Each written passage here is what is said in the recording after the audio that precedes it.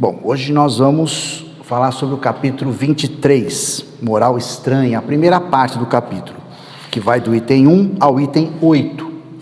O restante do capítulo vai ser conversado na semana que vem.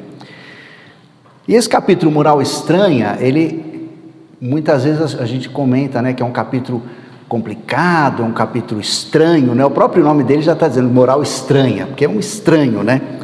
Mas acho que ele é estranho porque ele trata de assuntos que a gente acho que não gosta de ouvir, ou que não está muito preparado, não elabora muito bem ainda. Por isso que é moral estranha. E Kardec teve uma visão muito interessante, obviamente amparado, orientado pelos Espíritos, de juntar nesse capítulo trechos do Evangelho de Jesus, ensinamentos de Jesus, que são aparentemente controvertidos, mas que não, que eles têm um significado que a gente precisa pensar um pouco mais. E como eu disse, trata de coisas que a gente às vezes não quer muito ouvir, por isso que a gente fala que é estranho o capítulo, não é só o nome dele que é estranho. Então vamos ler o comecinho aqui dele, são dois trechinhos, um de Lucas e um de Mateus.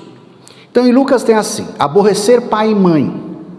E muita gente ia com ele, e voltando Jesus para todos lhes disse: se alguém vem a mim e não aborrece a seu pai e a sua mãe, a mulher e filhos e irmãos, e ainda a sua mesma vida, não pode ser meu discípulo. E o que não leva a sua cruz, vem em meu seguimento, não pode ser meu discípulo. Assim, pois, qualquer de vós que não dá de mão a tudo o que possui, não pode ser meu discípulo. E em Mateus: o que ama o pai ou a mãe mais do que a mim, não é digno de mim. E o que ama o filho ou a filha mais do que a mim, não é digno de mim. Aí depende da tradução, né? Tem traduções que falam que aquele que não aborrece seu pai e sua mãe, aquele que ama menos, como Mateus fala, ou que odeia o seu pai e a sua mãe, né? Então tem tradução que fala assim, que Jesus diz assim: aquele que não odeia o seu pai ou a sua mãe não pode ser digno de mim. Aí é obviamente que Jesus não está incitando a gente a tratar mal as pessoas, tanto é que tem um outro momento que ele fala que a gente deve honrar pai e mãe, para ter uma vida dilatada sobre a terra. Então o respeito com os parentes, especificamente com os pais, é uma coisa fundamental, né, para todos nós. Mas quando ele fala odeia, que está no sentido de amar menos, tem um sentido bastante interessante, porque se eu me coloco na posição de seguidor de Jesus, eu tenho que me desligar de certos vínculos, mesmo afetivos, com pessoas mais próximas, e amar menos essas pessoas do que eu amo a Jesus, considerando que, quando a gente fala de amar Jesus, esse amar Jesus tem um sentido muito mais do que Jesus representa. Não é que Jesus quer que nós o amemos enquanto pessoa, e não amemos os nossos pais, não respeitemos os nossos irmãos. Não, Jesus representa o amor universal. Então quando ele fala, tem que me amar mais do que você ama essas outras pessoas, você está amando aquilo que eu represento.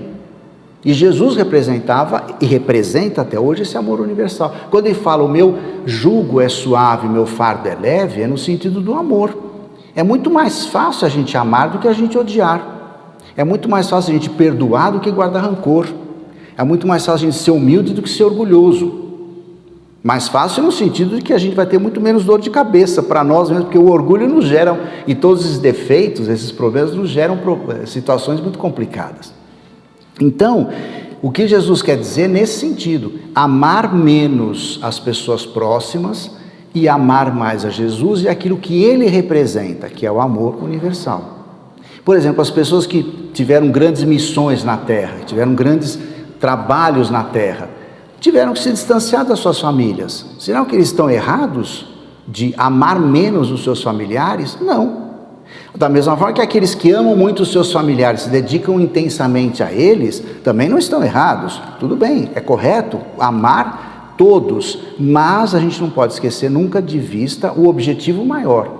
Qual é o nosso objetivo maior? O amor universal, que Jesus representa. Então a meta é amar a todos indistintamente, que Jesus representa isso. Aí tem outro pedacinho também que passa a ser complicado, né, que é o abandonar pai e mãe.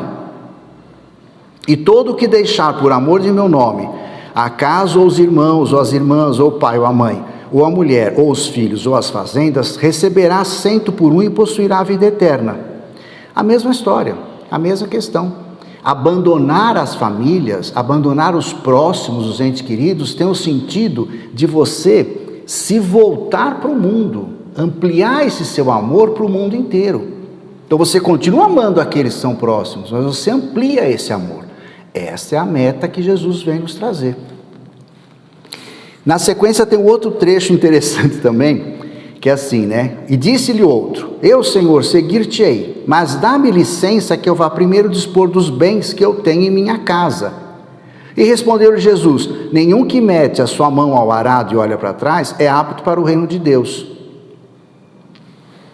Você tem que abandonar tudo que você tem de bens materiais para seguir Jesus? Não necessariamente. É que aqui no caso Jesus devia estar percebendo o apego que essa pessoa tinha com as coisas materiais. De novo, esse ensinamento está nos remetendo a uma reflexão sobre que nível de apego nós temos às coisas. As coisas são perecíveis. O dinheiro, os bens materiais, eles são meios para que a gente possa progredir. São meios para que a gente possa aprender e compartilhar com os outros. Então, esse ensinamento, Jesus não está falando que você tem que abandonar tudo.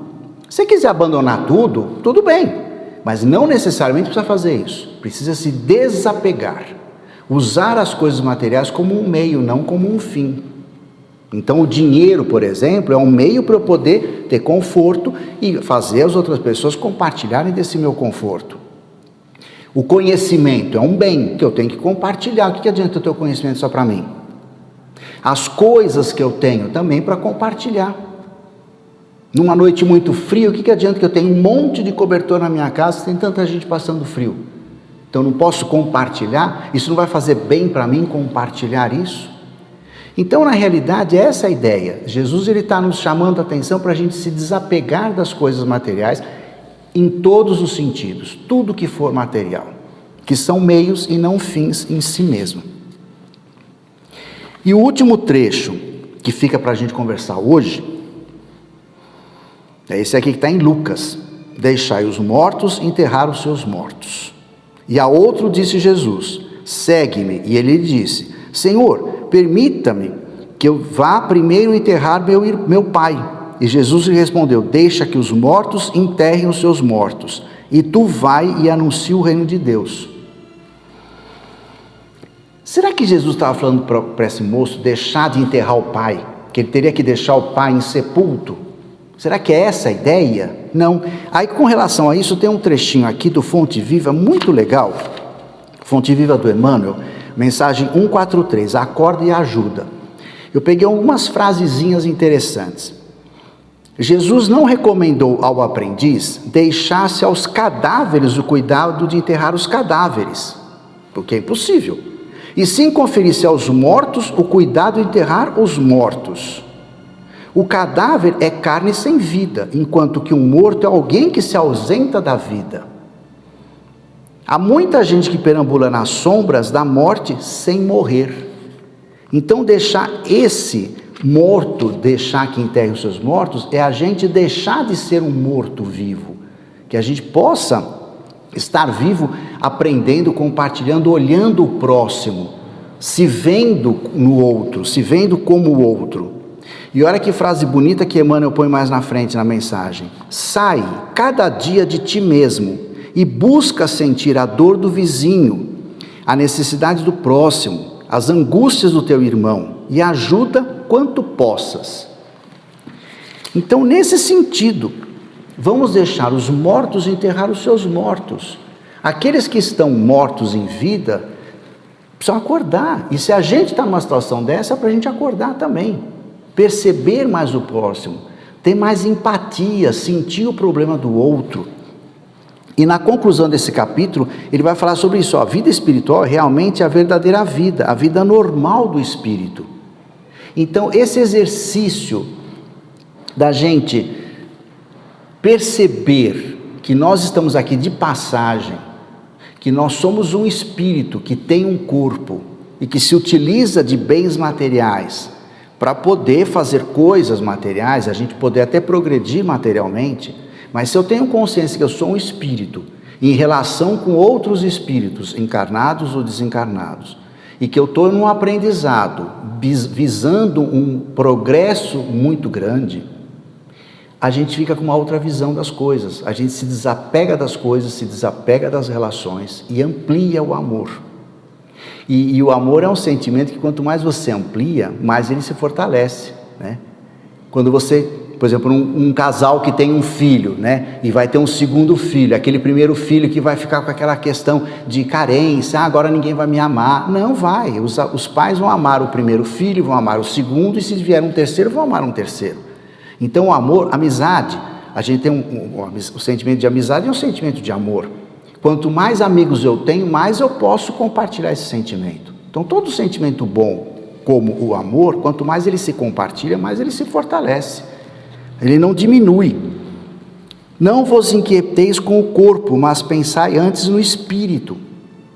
Então essa história de valorizar o espírito, claro que a matéria é fundamental para a gente poder viver. Nós estamos encarnados e é uma experiência única, porque nessa relação do encarnado, nessa relação do dia a dia, a gente aprende perceber o que é importante de verdade para o espírito.